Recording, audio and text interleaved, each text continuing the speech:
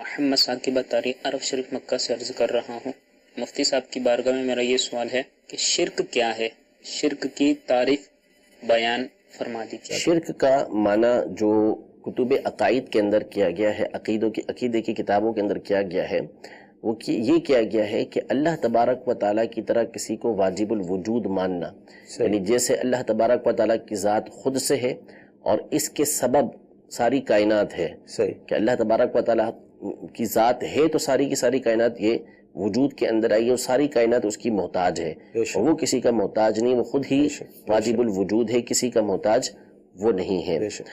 اور دوسرا یہ کہ کسی کو اللہ تبارک و تعالیٰ کی طرح عبادت کے، یعنی کسی دوسرے کو عبادت کے لائق سمجھنا، کسی دوسرے کو عبادت کے لائق سمجھنا، یہ کتب عقائد کے اندر شرک کی تعریف کی گئی ہے کہ جو اللہ تبارک و تعالیٰ کی طرح کسی اور ذات کو مانے یا اللہ تبارک و تعالیٰ کے علاوہ کسی اور کو عبادت کے لائق مانے تو یہ شرک بنتا ہے۔ باقی آج کل جو ہمارے یہاں شرک کی فیکٹریاں لگی ہوتی ہیں اور فتوے لگ رہے ہوتے ہیں شرک کی چھوٹی چھوٹی باتوں کے اوپر، یعنی جن میں کوئی گناہ تک نہیں ہوتا، اور وہ باتیں بلکہ بعض اوقات مستحسن اور اچھی ہوتی ہیں،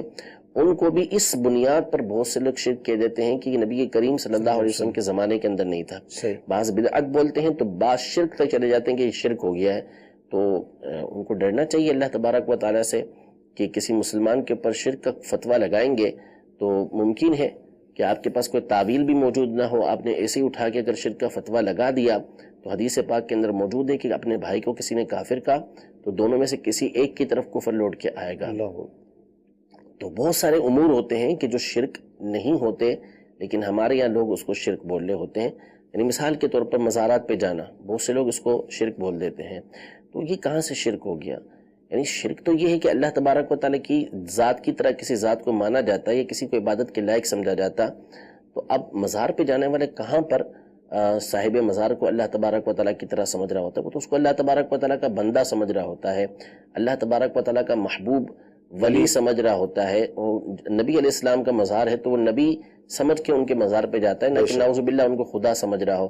تو جو شرک نہیں ہے اس کو شرک بنا دینا یہ بہت بڑا جرم ہے۔ قرآن پاک میں اللہ تبارک و تعالیٰ نے یہ ارشاد فرمایا، ان اللہ لا یغفر ان یشرک بہ ویغفر ما دون ذلک لمن یشاء، کہ بے شک اللہ تبارک و تعالیٰ اس بات کو تو نہیں بخشے گا کہ اس کے ساتھ کسی کو شریک کیا جائے، اور اس کے علاوہ جو گناہ ہے اللہ تبارک و تعالیٰ بخش دے گا۔ تو اتنا سخت، اتنا بڑا گناہ، اتنا سخت جرم ہے، اس کا بغیر سوچے سمجھے، بغیر کسی تحقیق کے کسی مسلمان کے اوپر الزام لگانے والوں کو سوچنا چاہیے کہ آپ یہ کیا کر رہے ہیں۔